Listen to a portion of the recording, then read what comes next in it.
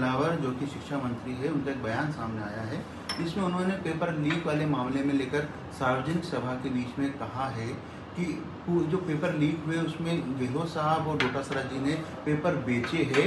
अब ईडी का शिकंजा और जो एसओजी का शिकंजा कसेगा और ये भी जेल के सलाखों में जाएंगे। जल्दी मानसिक संतुलन खो चुके हैं।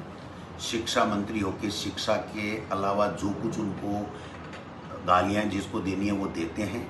पहले भी एक दिन किसी गांव में धक्का मुक्की हुई थी, कल एक महिला की उन्होंने धक्का मुक्की की है। अगर ऐसे शिक्षा मंत्री हैं बीजेपी में तो मैं समझता हूं कि अब शिक्षा का क्या हाल होगा, हमारे बच्चों का क्या हाल होगा, ये देखने वाली बात है। मैं उन दोनों बयानों का मैंने मेरे वकील को दिया है।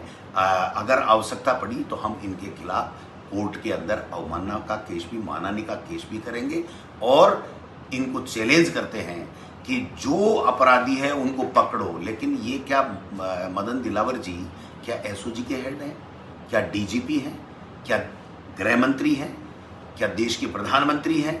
ये किस हैसियत से बकवास कर रहे हैं?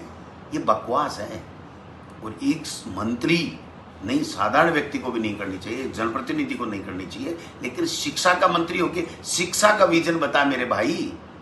शिक्षा का कोई विजन नहीं है। वो जेल जाएगा, महिला के धक्का दे दो, किसी को पैर तोड़ने की नसीहत दे दो माता को हाथ जोड़ करके, किसी को कुछ कह दो, जो नरेंद्र मोदी को वोट नहीं देगा वो राम का हत्यारा होगा, इस तरीके का बयान देना मैं समझता हूं कि शायद मानसिक संतुलन वो खो चुके हैं और उनसे विभाग तो संभल ही नहीं रहा है। बाकी ऐसे जनप्रतिनिधि अगर भारतीय जनता पार्टी में मंत्री बने हुए हैं और शिक्षा जैसा महकमा है, ये हमारे प्रदेश के लिए शर्म की बात है। हमारा सबका सर झुक रहा है। शिक्षा मंत्री घनश्याम तिवारी भी रहे हैं, शिक्षा मंत्री कमला जी भी रहे, शिक्षा मंत्री कालीचरण सराफ भी रहे, शिक्षा मंत्री डॉक्टर सीपी जोशी जी भी रहे, शिक्षा मंत्री 2 साल मैं भी रहूं भाई साहब।